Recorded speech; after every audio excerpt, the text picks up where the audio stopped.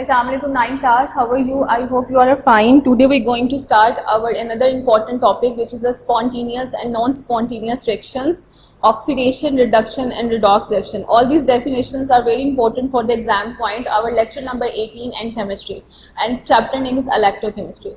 Firstly, we describe about that the spontaneous reactions. What are the spontaneous reactions? Spontaneous reactions क्या होते हैं? ऐसे reaction जो खुद ब खुद हो जाए, ऐसे रिएक्शन जो खुद ब खुद हो, जिसको परफॉर्म करने के लिए हमें किसी एक्सटर्नल एजेंट की जरूरत ना पड़े, वो क्या कहलाते हैं? स्पॉन्टेनियस रिएक्शंस कहलाते हैं.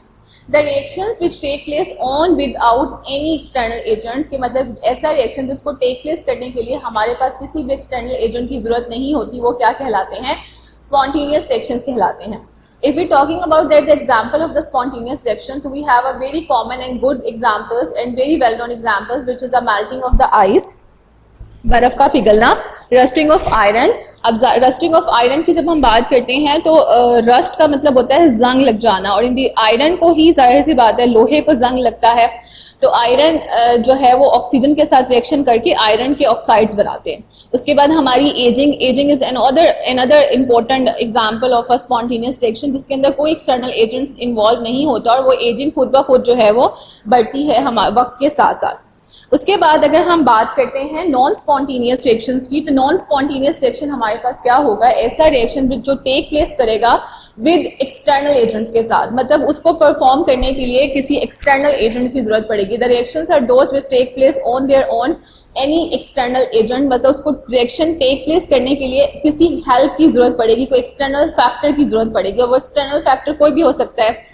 For example, I want to convert the water in to the hydrogen and oxygen, कि मैं वाटर को कन्वर्ट करना चाहती हूँ हाइड्रोजन के अंदर, ऑक्सीजन के अंदर, और अब मैं इसको क्या प्रोवाइड करूंगी? एक एक्सटर्नल फैक्टर प्रोवाइड करूंगी, और वो एक्सटर्नल फैक्टर क्या होगा? इलेक्ट्रिसिटी. और जैसे ही हम इसको इलेक्ट्रिसिटी प्रोवाइड करेंगे तो water will be converted into the hydrogen and oxygen.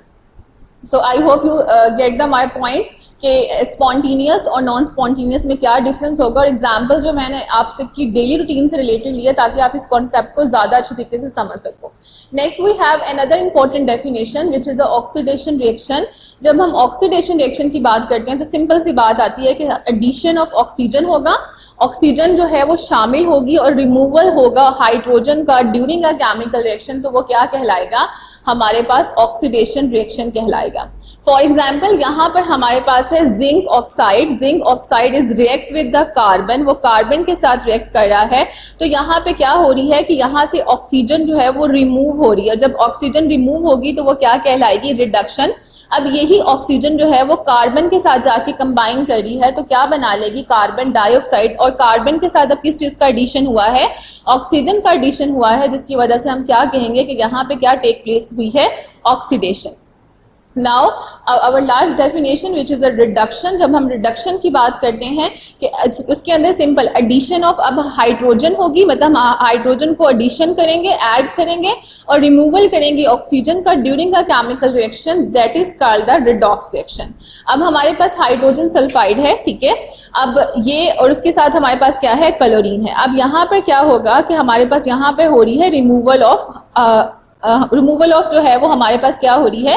Hydrogen हो रही है. और हम पढ़ के आ चुके हैं जहां पे भी रिमूवल ऑफ हाइड्रोजन होती है वो क्या कहलाती है? ऑक्सीडेशन. अब ये वाला जो हाइड्रोजन है that is react with this chlorine, और जब इस क्लोरीन के साथ रिएक्शन करेगा और हाइड्रोजन जो है वो ऐड हो गई है क्लोरीन के अंदर, तो उसने मिलके क्या बना दिया है? Hydrogen chloride. तो अब यहाँ पर क्या होगी? रिडक्शन, क्योंकि एडिशन हो रही है हाइड्रोजन की. आई होप आपने इस टॉपिक को अच्छे तरीके से समझा होगा. ये तमाम डेफिनेशन आपने इसको अच्छे तरीके से याद करना और अपनी बुक पे हाईलाइट करना है. तब तक अपना बहुत सारा ख्याल रखिएगा. अल्लाह हाफिज.